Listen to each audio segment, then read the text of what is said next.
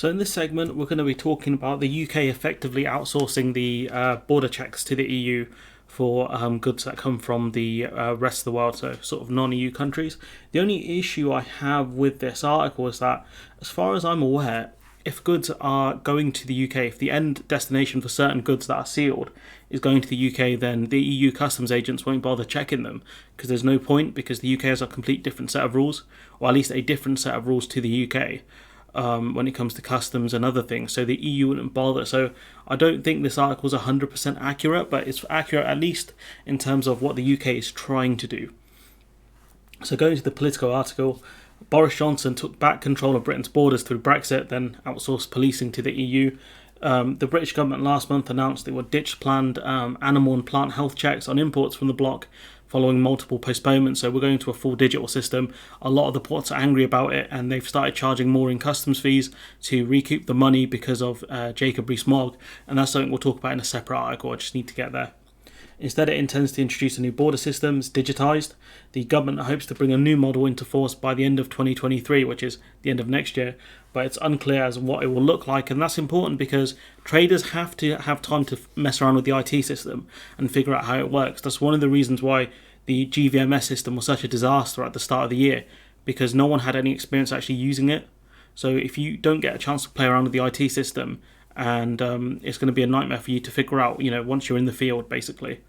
The UK will take it on trust that goods coming from the EU meet current British standards. So I'm assuming they're talking about things that cross, the Dover-Calais crossing, etc., and come from the EU side, effectively. But I think goods coming from the rest of the world via the EU, if they're in sealed containers, etc., I think there's an issue there. I'm not 100% sure, but I don't think EU customs officers will check those. I said customs agents earlier, I meant custom officers. There's a good chance there will be the case, since most products made in the EU must conform to the bloc's rules, although some don't have to, depending on the rules in their destination export. So if you've got, say, 3 containers, one of them's going to Italy, one of them's going to France, and one of them's going to the UK, the customs office might not check that third one going to the UK because it's exiting the bloc. The border of the entire EU customs union already includes rigorous checks on items coming from outside, and so most things making their way to Britain via Europe have passed these checks before they arrive.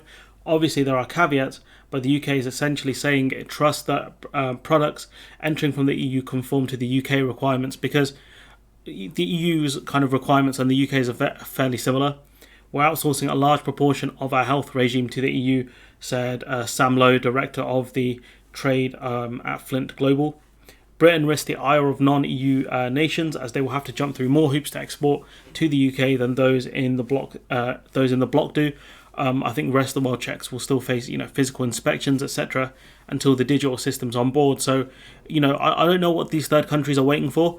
If you're mad about this, you can take the UK to the WTO. The WTO has been massively hampered, which the article talks about. Or you can, once we're in trade negotiations with you, you can say, look, you're not checking our goods. That's not very fair, is it? We want some concessions out of you. I think I can see the Canadians pulling a stunt like that. That amounts to discrimination under WTO rules, according to Nick Lockhart, a trade lawyer based in Geneva working for Sidley Austin. When you decide to abandon physical inspections for goods from one source, here the EU, and you don't do the same for goods from another source, you're effectively advantaging goods from the EU, which breaches the WTO's most favourable nations rule. That could mean a rap on the knuckles from the UK if another nation wants to challenge them. However, the WTO is struggling to function. British ministers are calculating that it's worth the risk, but I think they can still take this to court based on the current actions. It might take longer. It might take the WTO like a few more years than usual to get through the case, but they can still take the UK to court over this. To what end, I don't know, but it's still on the table. If it did end up in arbitration, the UK side reckons it can defend itself with the argument that the measures are short-term, while Britain adjusts to post-status quo. But I don't think that will work, because the EU didn't have any of that adjustment period, and that's what other countries will argue. And despite signing up to an obligation which came into force at the start of 2020, that checks must be implemented. We're still dealing with Brexit and the pandemic, said one UK official. It's not a permanent advantage for EU businesses. Now, the check started, I think it was... We officially Brexited at the start of 2021, right? If memory serves me correctly. Again, I'm losing track of dates here. So it's been over a year. Nothing's happened. Next year, this year, checks won't happen. Into the third year, 2023, checks still won't happen. So, the argument that it's temporary is simply a joke. It goes, one minister argued that the 2023 deadline was soon enough. We're confident we are WTO compliant in doing this way, and it could be delayed again. We don't know if they're going to get things sorted. Lockhart said the timing defence was not a legal one. The obligation applies today, and you have to comply with it today, he argued, although he agreed the promise of equal treatment could soon change the political calculus for other nations. I would say just take him to court now, honestly, because I can see this stuff getting delayed further. The UK side also argues the legal risk is worth it because bringing in new checks will cost a lot more money and cause more problems because EU nations will stop exporting to the UK. It will be too much hassle. Talk about the war in Ukraine causing jitters about food shortages. I think sunflower is one of them. I think Ukraine's a massive exporter of wheat and sunflowers or sunflower seeds, and that's already gone from the shelves. I've seen that. British official said it's a risk, but the bigger risk is a lack of goods on the shelves. If we didn't do Brexit, we wouldn't be going through this. So, I don't know, dog.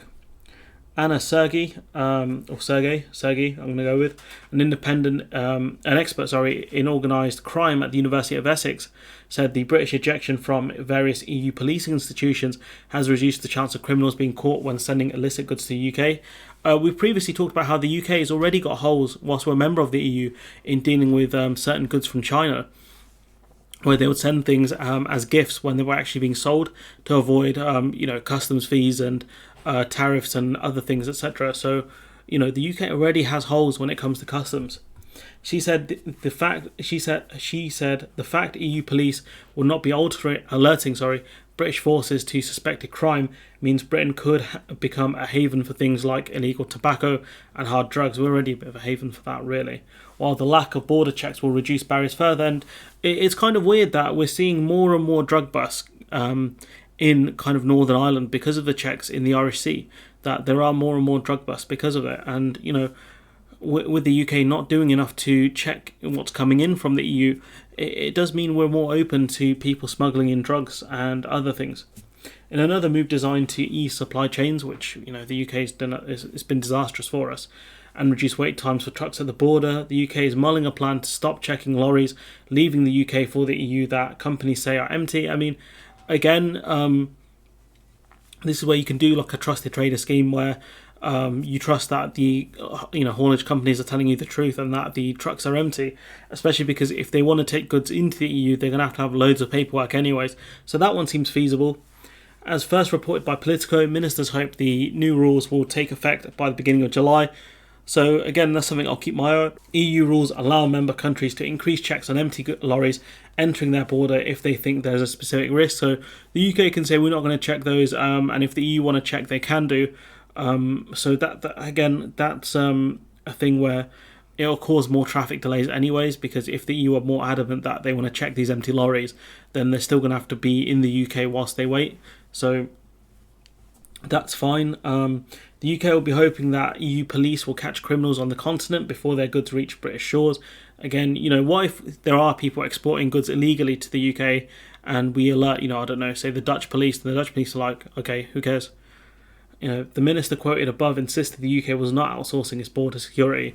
It really is. We are relying for the most part on the EU to check all the goods coming in, because again, if those goods that are destined for the UK aren't checked by the EU, right, and we're assuming that they are going to be checked by the EU because they're coming via the EU, then that's a very dangerous situation, especially given a lot of the food outbreaks that are happening around the world, and also in Europe. In EU countries aren't safe from some of the food outbreaks that we're seeing right now. So I am slightly concerned. I'm very concerned actually about the actions the British government are taking by outsourcing essentially our border checks to the EU, because there's a lot of stuff that's going to make it through the gaps, and a lot of exporters will be happy about this, that they can try and transit goods via the EU, and if it's not checked by EU kind of customs officials and health officials, and then if it's not checked by UK officials, you're asking for problems. You're really asking for problems at that point. But anyways, I'm going to leave it there. Let me know what you think in the comments below. Like, comment, share, subscribe. Support the channel on Patreon if you can. And it looks like Putin's denying health concerns. But the guy looks ill. And support the channel on Patreon if you can. And I'll catch you next time.